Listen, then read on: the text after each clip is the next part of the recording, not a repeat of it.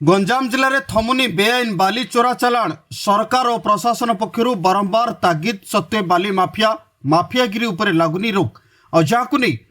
कवि सूर्यनगर थाना training period रे थिबा आईपीएस नीतीश मिश्रा तत्वावधान रे कवि सूर्यनगर थाना महाचाही ग्राम रे बालीघाट रे चढ़ाऊ होईची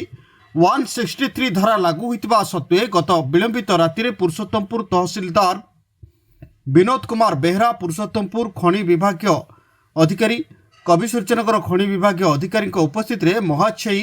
बालीघाट निकटू 13 गोटी ट्रैक्टर जबत करा जायछि। घटनास्थल ड्राइवर और मालिक फेरार थिबा बेले खनि विभाग अधिकारी निज पटु ट्रैक्टर मालिक नाम रे मामला रुजु करथिबा सूचना मिलिछि।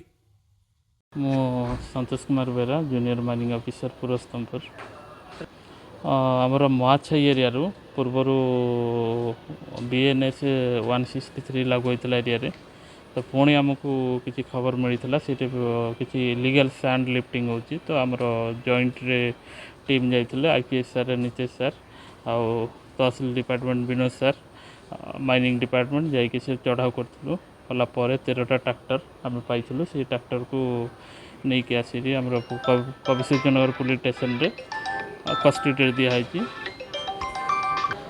आमर महाछई एरिया जोटा 163 पूर्व लागू होता 27 मार्च रे पुणी थे आज खबर पाइबा मिलला जे से जगार किसी ट्रैक्टर बाली चोरी कर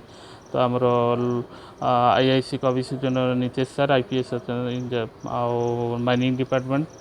तहसील सार सहयोग में आमर से चढ़ाऊ होता 13टा ट्रैक्टर आम पाइलु से ट्रैक्टर को लेकिन आसी आम कवि सूर्यनगर पुलिस स्टेशन रे जिम्मा दे से जगार कौन सी ड्राइवर आमको सब देखिए फेरार हो जाते कौन सी ड्राइवर